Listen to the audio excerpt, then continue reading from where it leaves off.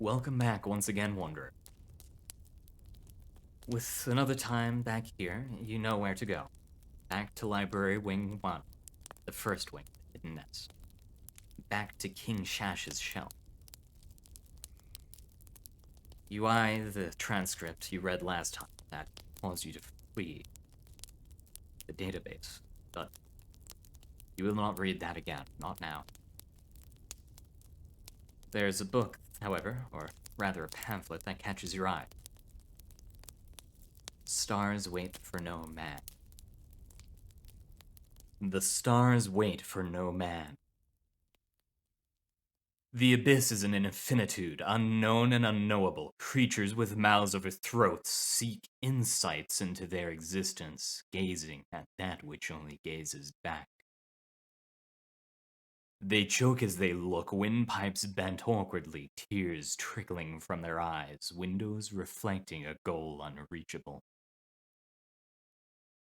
Eyes peer into darkness, searching for more and more, yearning, hoping, desiring, but not doing, never going, weeping at the beauty beyond reach.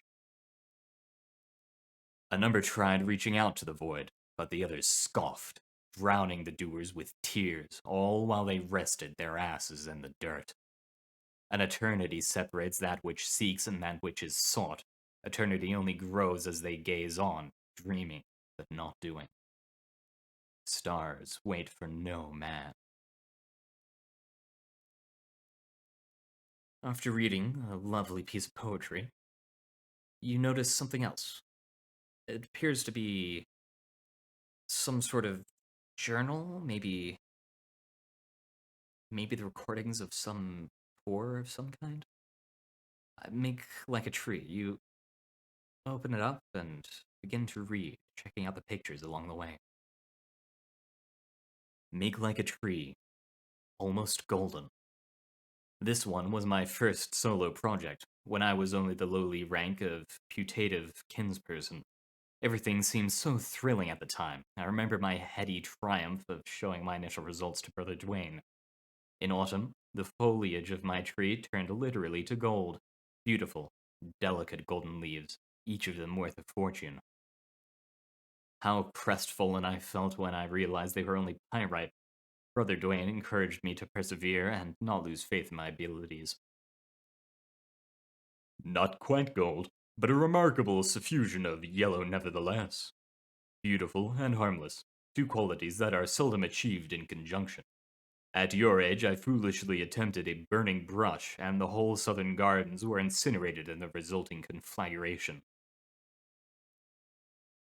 Sweet leaf.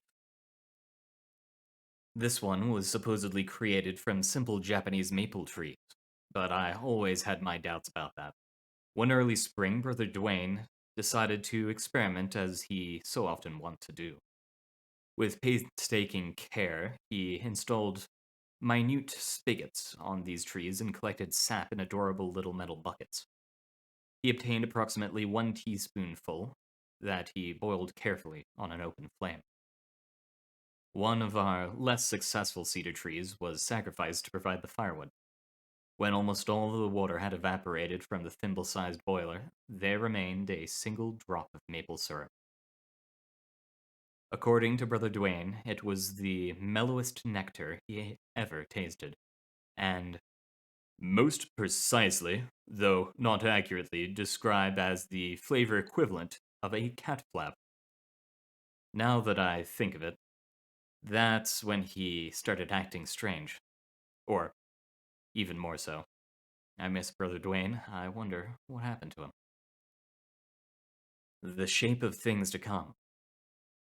There was something unsettling about this one. Brother Dwayne really put his soul into it and considered it his masterpiece. But to me, it felt just wrong. We eventually sold it to Mr. Zorkowicz, and good riddance. Thicket to ride. Brother Dwayne could spend hours contemplating his pine thicket and getting lost in meditative introspection. When questioned, he would put forth the most eccentric assertions. From without, our portable landscapes appear deceivingly small and harmless. If you are not careful in your wanderings, however, you may realize too late the unfathomable size of it. We perceive penjings as miniature, but this is simply due to the inconceivable distance that separates them from us. As we twist the limbs of the trees and sculpt their shape, we are moving them further away from this world, slowly pushing them across some unforeseen horizon. Consider the sky. Venus is in truth larger than the moon, and the dimmest, most inconspicuous little star could swallow them whole in an instant. Float. During the course of the last year, I would occasionally discover little bottles floating on the water of this pool. Inside of these, I would find tiny bits of paper that I would extricate using my most minuscule tweezers. When I examined them under my magnifying glass, I saw them to be covered with microscopic writings. These messages seemed like gibberish to my eyes, and I could not decipher their meaning if indeed they had one. I had never found out who was expending so much effort pulling that joke, although it reminded me of the sort of things Brother Dwayne would do. These occurrences stopped some months ago, and I had forgotten about them until today. This evening, I found a tiny skeleton beneath that tree. It's been 60 years since he disappeared. Where has he gone all this time? He always knew that the world is full of hidden wonders. Now, at last, I realize I wish I would have believed it too. Lately, my memories have taken a bright gold hue. They are more vivid than they ever were, but already I feel them becoming dry and brittle. Beautiful, delicate, golden memories. Are any of them worth anything? Soon they will fall off one by one and gather dead at my feet. How long before the wind scatters them? Or maybe some child will retrieve a few and preserve them between the pages of a book. After reading about all these different types of trees that people have been making, and being a little bit hopeful that the writer may be able to find Brother Dwayne, you spot something hidden among the pages of another one of the books. It looks familiar. It's one of the pages from Aframos' diary. You quickly move to read it, and afterwards, you know that you'll slot it in with the rest. Once one day, you'll find the whole book. 81st turn, 7th year, 19th cycle, Erevday. From the Journal of Aframos' Long Journey, Pilgrim, with notes from Avos Tor, scholar of Reeve Library. Erevday, 19th cycle, 7th year, 81st turn. 48th day in the trees. There are places missing. We did not know for certain last night while we walked in the darkness, but today we found that there are entire parts of the woods that are simply gone. Not bare, but gone. There is nothing there, not trees, nor grass, nor even ground. There isn't even empty space there. It hurts my eyes to look at. Torn came close to one of these places and ventured to place a stick into this emptiness. When he pulled it back, the bark was gone and the wood seemed eaten into. We have avoided these places since. We are almost, we think, back to the engine. Torn recognizes landmarks, and we will hopefully be able to warn the monks about this oddness. Hopefully, they will let us rest there, and we can be on our way again. We will probably end up going back to the swamp, and I will be glad enough to do so. Anything is better than this. Soja doesn't complain. She's been very good through all this. She said this morning that she's worried for the poor monks who live so close to this. How kind she is to think of them at a time like this. I am tired, but we dare not stop. The strangeness has not let up, and we fear that these empty places are growing. Getting a better idea of Aframos' world, you have now finished the page. But something else catches your eye. Something a little out of the ordinary and a bit thicker than what you've read so far. Something about an investigator. It looks like a great detective novel of some sort, maybe an action novel. Sludge Thompkins in The Phantom from the Deep, Part 1. Begin archive transmission. There comes a time in a man's life where he has to shut up, sit down, and wait for something. You can't just have whatever you want whenever you want it, they say. There are processes. We have procedures. Take a number and be patient like the rest of the adults. I get that, sure. It would be rude of me to charge in and just do things like some kind of animalistic abomination. Think of what would occur to the decor and the treatments upon the windows and such. If I got up off this couch and just walked right into the council adjunct's office right the hell now without a care in the world, why, think of the children. There could be riots. These rules were put in place for people that don't weigh almost half a ton. After the first time I came through here, the council adjunct secretary had to manually nail down every lamp, pencil, cup, and appliance in here, so the great thrashing chaos of 515, me, 12 years ago, would never happen again. Unfortunately for the knickknacks, I just keep happening. They have a bracket in this office's expense allotment report that just has my name written on it, with no explanation. It doesn't need one. The couch groans threateningly under my metal ass, and the secretary fires a thermobaric warning glare at my direction. The SETI wasn't designed to put up with this kind of treatment, and it's filling out its 2 weeks' notice. You and me both, buddy. I'm starting to lose it. I'm commiserating with the furniture. I'm Sludge Thompkins. You may know me from my other adventures, or from the wanted posters in some parts of the Federation, or around Norfolk as that huge freak in the ghoulish power armor. No. I do not thirst for the flesh of children. No, I am not a robot. Not completely, anyway. No. The warning decals on my armor are not for show, and you should keep at least a 10-foot distance from me at all times, regardless of what you see the blonde lady and the big bearded guy doing. Yes, I do want a cigarette right now. Thanks for asking, chum, you're a lifesaver. How does a mechanized monster like me smoke? Well, the world and I are strange, frightening, mutated wrecks for the same set of reasons. Use your imagination. I let out an agonized pneumatic groan. Can I go in now? The secretary looks up from her computer and over her glasses at me. She's an iron-haired lady with dark skin and a soul as metallic as my skin, and the patience of a glacier. You'll see the council adjunct when he's ready for you, and not a second sooner, Mr. Thompkins. I tossed my hands towards the heavy wooden double doors to his office like a child being denied a juice box. But there isn't even anybody in there. Throwing a fit isn't going to make him call you any sooner. Read a magazine. I pick one off the end table and look at it. An old issue of Time. It's dated March 24th, 1997. I hold it up. This is 500 years out of date, Miss Fesley. She goes back to typing. Call it a history book, then. Educate yourself quietly. I hiss petulantly out of another cylinder. I can't frown, so my actuators have to stand in for facial expressions. How many times have we done this, Miss Fesley? She shakes her head. Too many times. So why can't I just go in? Because the world doesn't revolve around you, Mr. Thompkins. How many times have we done this? People with such merciless continence shouldn't be allowed to wear knitted pink cardigans. It gives them an unfair advantage. Exactly. So you should know how this works by now. Act to your age.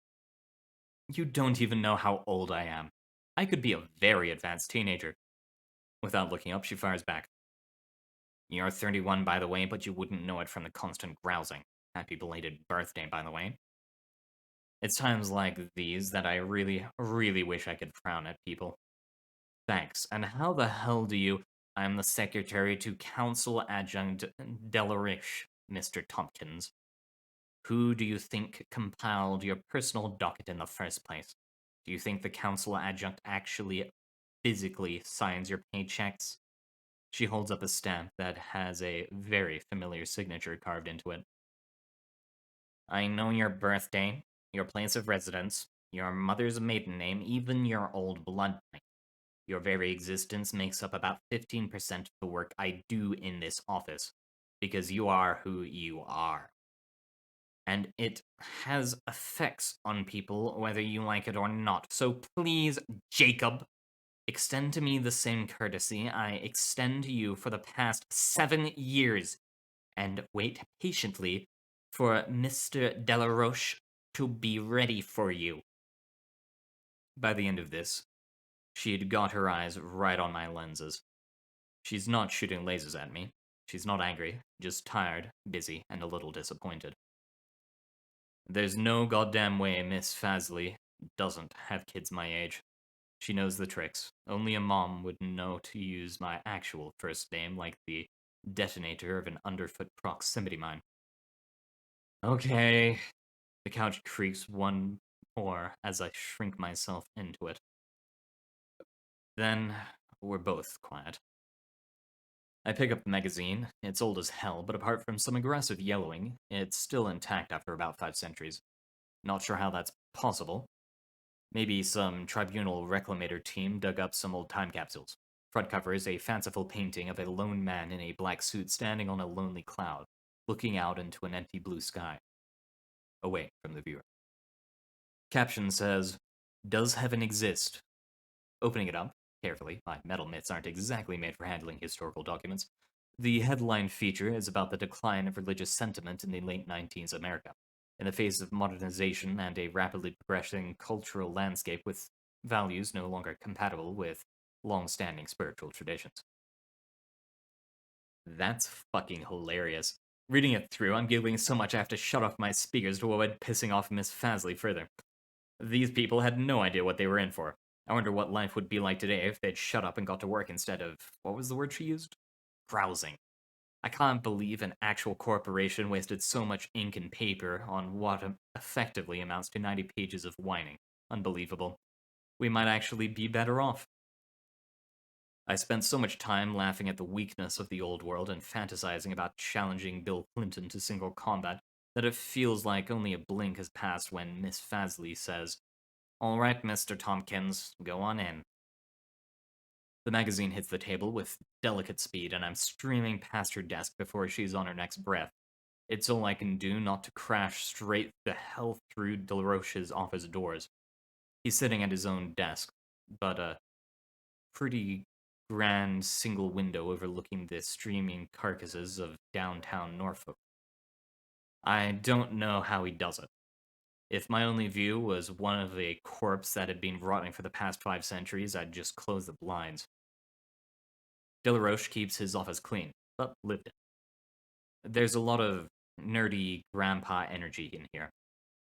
Puzzly little gadgets and desk toys, stately wooden furniture, a bottle or two of the good stuff, a computer with 2 monitors, phone. He clearly spends a lot of time in this place. No pictures of family. I've never brought it up, and neither has he. The man himself is a bronze skin and hale for a guy in his late 50s. He definitely keeps in shape, and if you found yourself distracted by his gray hair, he'd probably be able to get you in a nasty headlock. A long, stony face that never got accustomed to smiling. I wouldn't have a lot of pull to jocularity either if I'd been a counselor adjunct for, I don't know, 10 billion years. Maybe he likes it here. Something in his eyes tells me he doesn't, though.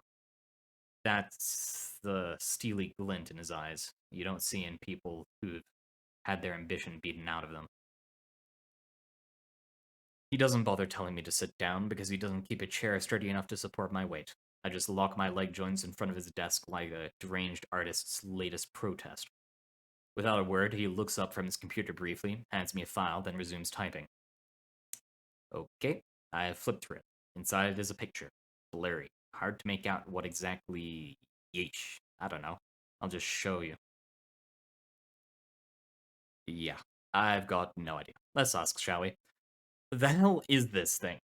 Delroche quits typing, sets his keyboard aside, leans back in his chair, and lights a cigarette. He points at the file in my hands. Your next job.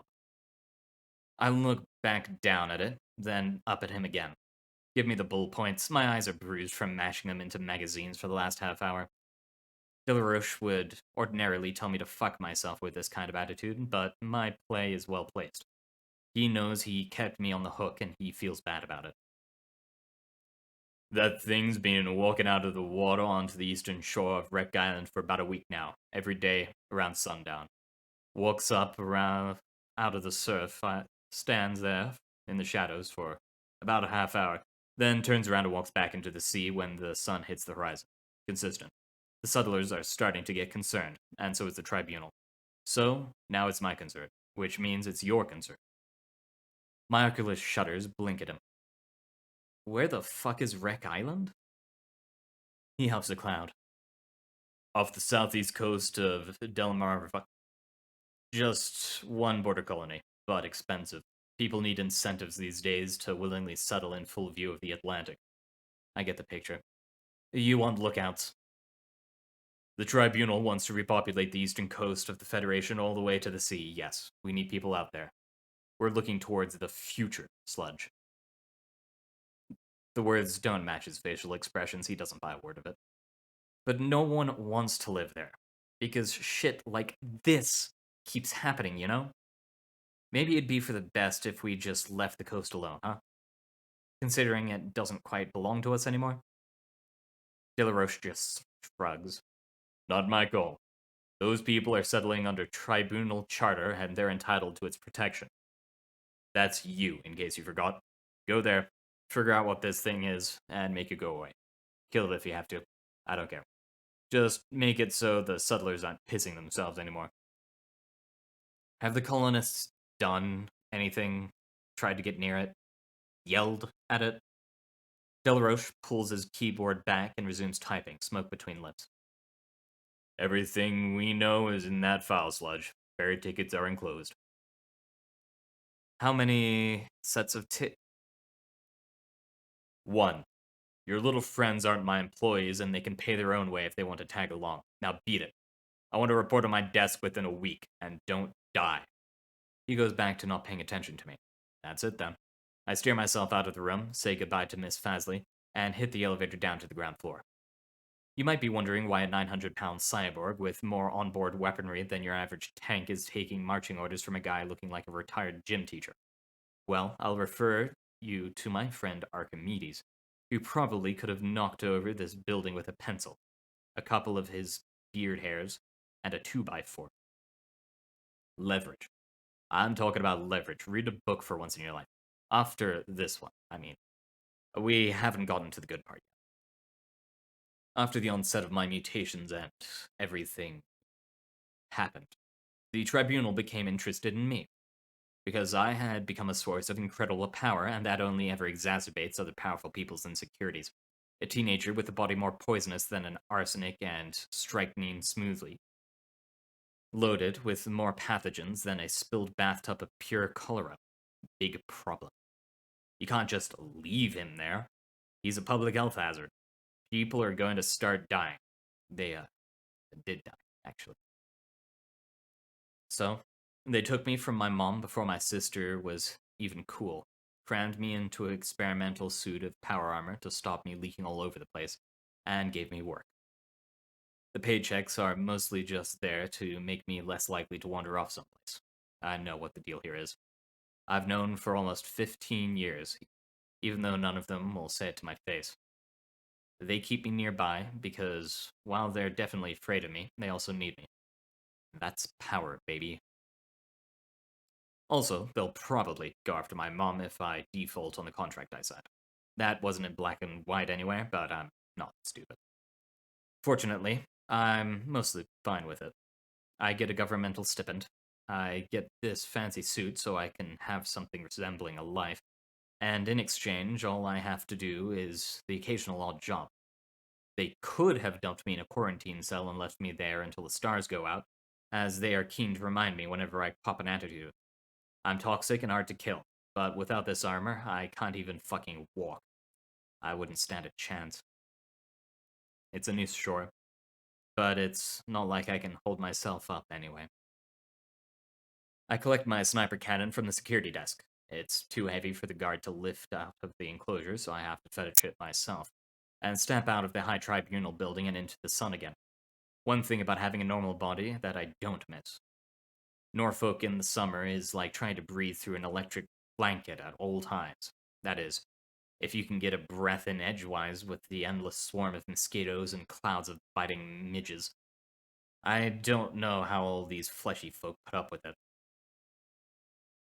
I hiss and thud my way down the street, looking to all the world like something that crawled out of a pre-blue cheeseball sci-fi horror movie. The menacing metal man of Massive Massacre. That's how people used to react, at least, but I've been in and out here for years at this point. Nowadays, the only ones that go up at me are people from out of town. Hell, kids don't even cry at the sight of me anymore. It took a while, but now I'm just another freak. Norfolk. What is there to say about it other than, why gods, why couldn't you have picked literally anywhere else to spare from your wrath?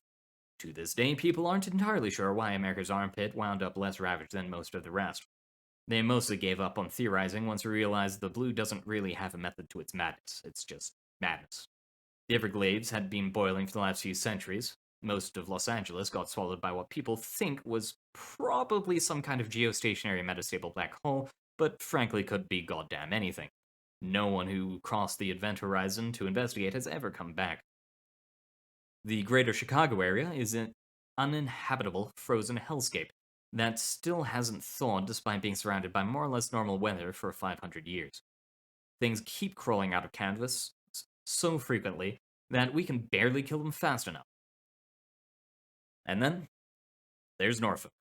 Swampy, muggy, generally unpleasant, and somehow just as uninteresting as it was before the whole world weirded itself inside out.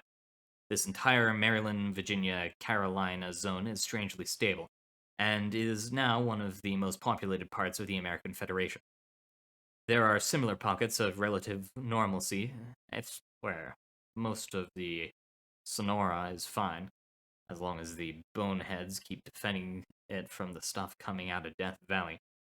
High up Colorado is too high up for anything to get to.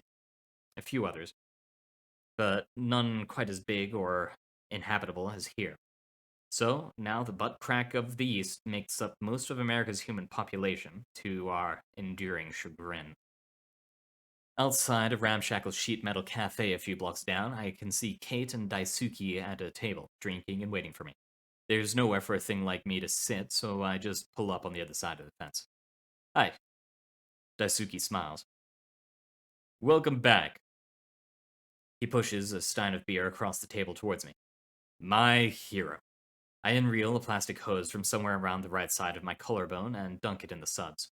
There's a barely audible whirring sound as the pump draws the beer up and routes it down into my armor to be processed. The computer tells my brain what the beer tastes like. It's not exactly the same thing as having a sense of taste, but similar enough that I can barely tell the difference anymore. It's terrible. Cheap yellow stuff, but it's beer, so I've never been happier.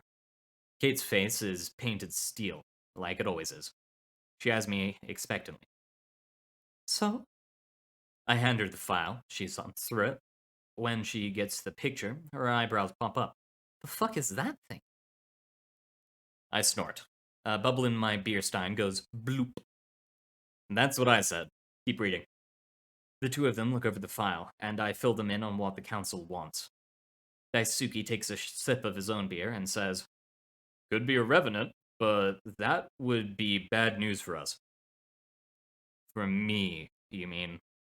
He frowns at me like I just said something extremely stupid. The kid interrupts before he can reply. Could just be some kind of Fata Morga. I can count the pixels in this picture, they didn't even get close. You said they hadn't interacted with it at all? Might not even be there. We show up, stick our hand through the thing, and get it all over with. Easy. I show up. She gives me the same look as Di. We're coming with you. Unless you're gonna make this difficult. I won't, but the ferryman might. We've got money. It'll be fine. Dai smiles. I don't have any money. Kate scowls at him and his beer. Okay, I have money. It'll be fine. We need to find a damn job soon, or Daisuke is gonna have to start selling his body. The extremely large bearded man bats his eyelashes. Well, at least there's plenty to go around. I shrug. The islands might float us a buck or two as thanks. She rolled her eyes. Fringe colonists aren't even gonna have couch cushions to rifle through. But we'll see. Maybe this thing's a ghost pirate and we can steal its treasure. I'd rather have a huge pile of cursed gold than nothing at all. Daisuke asks, when do we leave? I shrug. Tickets aren't dated, but Delaroche wants a report in a week. Kate. Then we'd better stock up now. She stands up. I wave my feed hose indignantly at them. Now, come on. There isn't even anything in this for you guys. It could be dangerous. Why don't you just sit this one? Kate. Shut the hell up, Sludge. She drops some money on the table and walks out of the gate. Daisuke just pats me on the elbow and smiles, not needing to put it into words. They've never let me go out on one of these myself before. Trying to talk them out of it is just a formality at this point. One of those rote things you just feel like you have to do, even though it'll never change anything. Kate and Dai are powerful. They're on the tribunal's list. Their names are known in the Federation cities.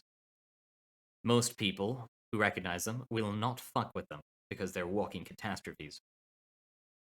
Kate has the body of a gymnast who gets in bar fights occasionally, probably not even 130 pounds. If she has her sword with her, that goes up to about 230. The thing is almost 7 feet long, and she swings it like it's made out of paper. That's earth magic for you. She can plant that thing in the ground and split the very earth itself. Crack open chasms or drag up clashing stone jaws underfoot. One Kate in the wrong place could bring down an entire skyscraper or slaughter a militia to the man if they weren't ready for her. And they aren't. Most people aren't even ready for her attitude, much less her capacity for destruction. Daisuke looks like a 350-pound earth mover or meathead, but he isn't. He's a telepath. I probably don't need to explain how dangerous that is. An evil version of Daisuke, a mental image that just sort of fails to load properly, could probably bring down the entire Federation if he had enough practice. My skin hasn't seen sunlight in 15 years, and even I don't envy him. Once people learn you have the power to listen in on their thoughts or control their brains like a fucking nerd at a keyboard, they start to treat you different. Daisuke is one incident away from a permanent tribunal quarantine, and he knows it. Talking to him, though, you'd think he's the one man on Earth that's never had a single word. Don't know how he doesn't. They have reason to be unconcerned. They're part of Earth's new handful of demigods. The kind of shit the Greeks painted on pots. The kind of shit that comic books spent almost 100 years trying to describe. The tribunal hasn't done anything about them because they know they could kill either of them with a single well-placed bullet at a reasonable distance. They do it all the time, and wouldn't even cost anything. I could do that too.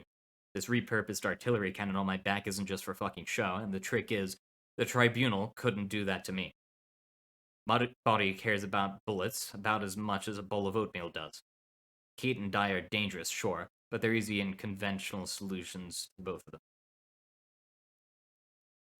I could kill this entire city by just taking my armor off. That's why it doesn't have an off button. That's why the three of us stick together, and it's why they come with me on tribunal business. It's not because they're paranoid or some kind of animalistic pack instinct.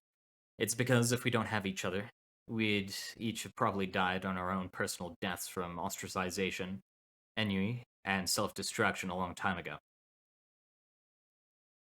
That's worth more than all the money in the world, and it's more powerful than 10,000 years of pain. With such vague missions, details, we're not entirely sure what to buy, so we just near bankrupt ourselves on whatever ammunition and food we'll need for a week. Hope for the best, expect catastrophe and hellfire, etc. Going toward the marina, Kate says, "If it is a revenant, what's our plan? Guns and swords are kind of a temporary solution to a permanent problem like that." I reply, "Don't do it. If you can get in a word edgewise without it tearing your arms off, me. Depends on the revenant. I've heard that some of the ones that still know language can be talked down. Dangerous if they're unstable, though. Revenants don't have therapists." Daisuke, maybe if they did in life, they wouldn't have gone the way they did. Kate, I've never heard of a revenant listening to anything other than organized screams cut abruptly short. Me. Something tells me that if this was a deranged revenant, it wouldn't be standing still in the tide doing nothing day after day. The colony wouldn't be there anymore, for one. It's something else. Kate. The fuck does the tribunal want with this specific settlement anyway? There can't be anything valuable out there. Daisuke. The ocean is out there. We all know what that means. And let it have the pause it deserves. Kate. That's fucked up. Me. That's the tribunal. Kate. They probably put up the signal towers before the fucking plumbing. Me. Probably. Kate. One of these days, I swear, if I put my back into it, I bet I could kill every fucking reptile in that building and still have enough time to wash my hands for dinner. Me. And the entire eastern seaboard would fall apart. Kate. I think I'd be a pretty great warlord. Me. Nah, you don't have the temperament. I'd make Dai king of America, but he wouldn't take the job. Dai. Nope. Kate. We're doomed. We get to the marina after about 20 minutes. It's busy. Sailors stacking things, moving things, and being things. Really incredible. So incredible, I won't share all the details with you, out of fear of dazzling your head right in. We get to the pier the tickets specify, and try to single out someone who looks like they have authority. I go for one of the ones wearing a hat. I think hat means boss in naval circles. He's standing at the start of a jetty that's serving an intimidating-looking cargo cruiser, looking at big men driving forklifts and carrying things.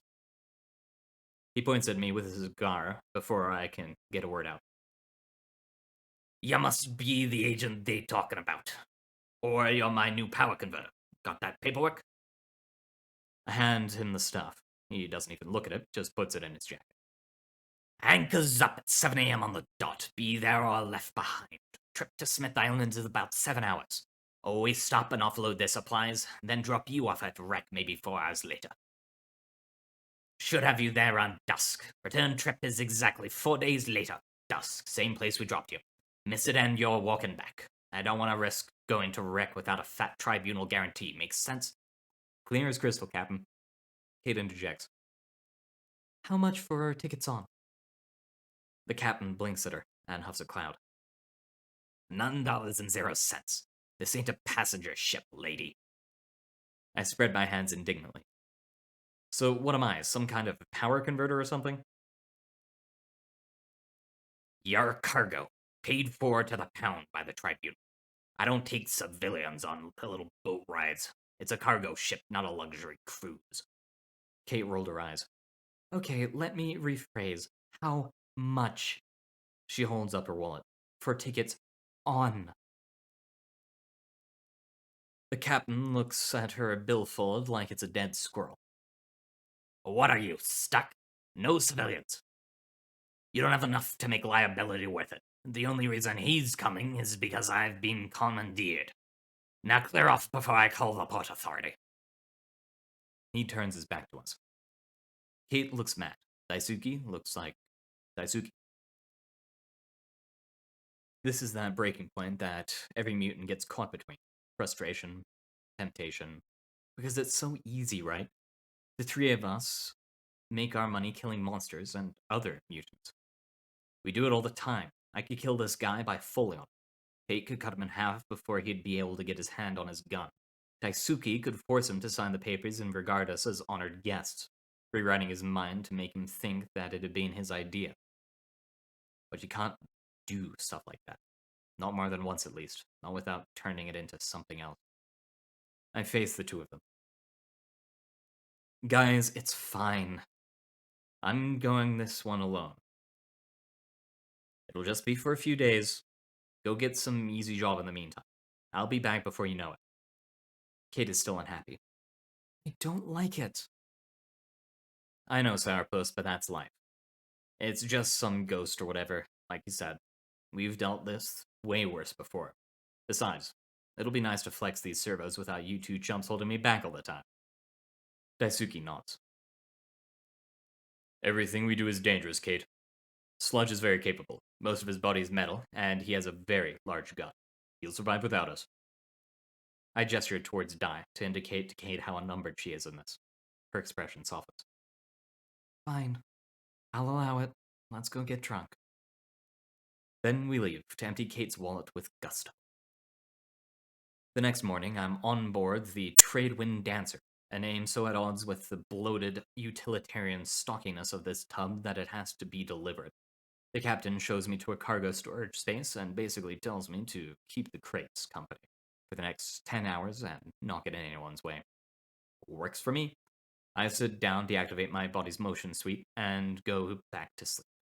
I wake up a little bit later, feeling more or less rested, but fuck me if I'm gonna stumble my heavily armored ass around the deck, and sitting here in the dark counting boxes doesn't sound any better.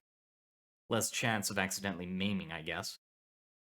But eye-wateringly boring.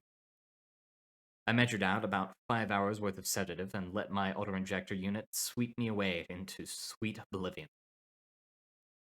You normally don't dream under the influence of tranquilizers. It's a different kind of sleep, silent and numb. Shut up in the closet of eternity, training for death. But it happens anyway. A world with no ground, it goes down and down. Everything green and blue, light fades away into the distance, too tired to keep swimming beyond its reach. Shapes. Things suspended hanging in the abyss, too enormous to understand, things that can move but aren't. They are either unaware of me or they don't care that I am here.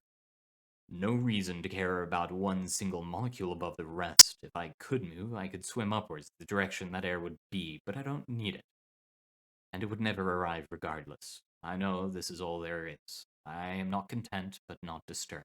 I am at ease, but fearful. I am neither dead nor alive. I am floating where they want me to be. Then I'm awake, back in my mineral shell with the coat of gravity about my shoulders, and much happier for it. I shuddered once and put it behind me. Fucking tranks must have expired or something. Always check the sell-by dates on your psychoactives, kids. I missed the offloading at Smith's Island, I guess. I loiter up to the main deck for a bit, gingerly. My gyros aren't configured to give me sea legs. And look out at the water. The sun is setting behind me, throwing glittering orange sparks across the big wet. But it gets darker as you look out east. The sparks die in the expanse. The orange turns purple, then black. The surface looks fine and innocent enough, but that's all there is to it. A surface. Beneath it is the fucking Atlantic. Thousands and thousands of cubic miles of water, and the things that wait in it. Before the blue, I guess the sea was fine. Or fine enough that people sailed across it for hundreds of years without much incident. Lucky them. These days, it's a surprise if you can live by the beach without, well, without the Atlantic happening to you. Sun setting. If I can get off here and briefly by the locals quick enough, I might be able to hit the coast and catch a glimmer of whatever thing the seas decided to spit up this time. Lucky me. End transmission. Having laughed at a bit of Sludge Thompkins, and hoping for part 2 to come out, you notice something else. It appears to be some kind of memory, maybe? You can't put your finger on it, but you know it's there. You can reach it. So you begin to read. Nearer my death to thee. The following is crossed out. The room is dark and smells of the churning earth, of plants and worms, of bones and bugs. Your skin crawls with unspoken promises that bubble up towards your mouth. A graveyard mist escapes your lips, guiding you to who just reaped it from you. Across is a cloaked figure, the mist wrapping around its skeletal hat. And the rest is no longer crossed out. No, no, that's not right. The following is crossed out. The room is hot, too hot in fact. Your skin burns as a figure made of crimson flame sits across from you. It beckons you forward, the weight of your sins heavy on your chest. The rest is not crossed out. No. Fuck. That isn't it either. You are who I think you are, right? The following is crossed out. The room is still, silent, and passive. Water drips in the distance, echoing through the space. A tiny swan sits on your hands. It seems to like you. Across the room is the silhouette of a large canid-like creature. It turns its head away. The rest is not crossed out.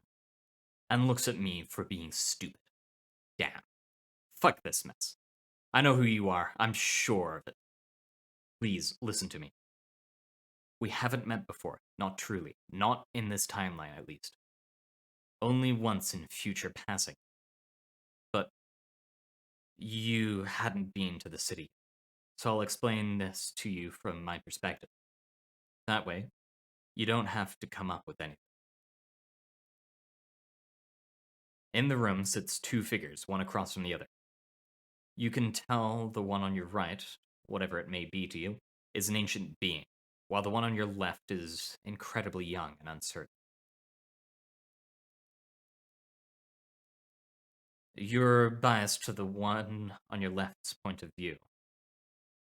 Whatever you're seeing now is its perspective of the world. The room adapts to show this.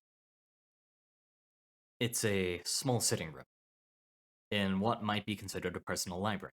Bookshelves full of various oddities, old texts, small succulents, figurines of various creatures. A pale horse catches your eye, cover the walls, while behind the ancient entity is a variety of doors. The armchairs are a soft blue, but are worn from years of use. Left is picking at the peeling fabric with a clawed finger. What does left look like? You gaze closer to find that it sees itself as a charred humanoid corpse with golden cracks running across its body. It turns its attention to right when it clears its throat, revealing it to be a male human dressed in formal attire.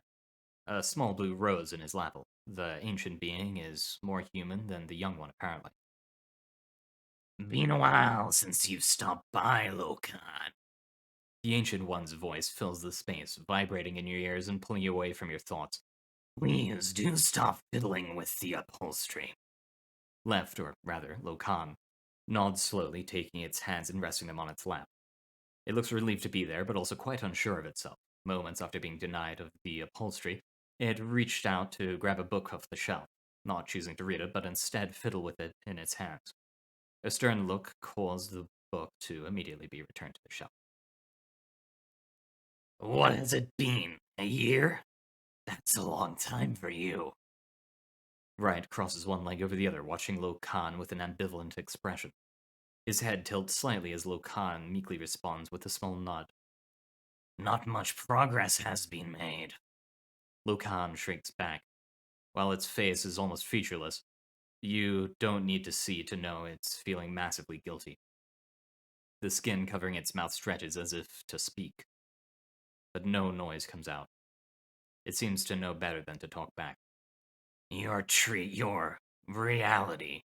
The first one I asked you to directly care for is rotting. Lokan averts his gaze, looking past you and into the distance behind you. Silas, your home is in ruin. Its eyes close as it winces in reference to the name of its home. You are waiting for it to die, aren't you? To be forgotten. They both knew Wright's question was not a question but a statement. It was the truth after all, he had no reason to lie. He waited for Lokan to respond, to admit his fault. Lokan's gaze drifted back to Wright, and it vaguely gestured with its hands. I am. It started while rubbing the back of its neck. But that doesn't mean you have to collect it. I can still handle it. Being forgotten is a form of death. We've been over this. You know this. Wright sighed quietly under his breath. Silas is past the point of being sick. It is dying with no hope of recovery. The city has already fallen once, and you're letting it fall again rather than bring it to the point of recovery. That is the one task I asked of you. Just one. Why are you letting it fall? I'm tired, Lokan said quietly. I am the only one left who can remember, and all I can remember is suffering and hate. I do not understand why I must keep something alive that has only ever known such pain. It brings me pain too, to die over and over again here, for something I cannot save, or rather, for something I do not know how to save. Wright mused over this for a few moments. You couldn't tell with this question how much he already knows versus how much he just wanted to hear Lokan admit to the problems it had. Lokan's voice continued. The others don't help me. No one told me how to do anything. You expect me to learn by doing, but it's just not working.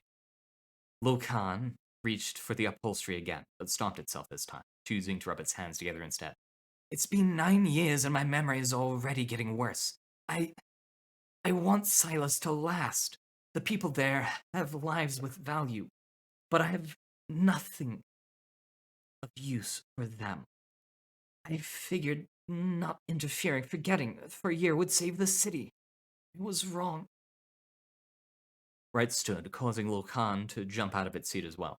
The moment it did so, you are blinded with a flash of bright light. As you blink, your vision clear. You find yourself in a small forest clearing. Before you are a set of trees, all in a row. One on the far left is a red maple tree. It is small and quite ugly.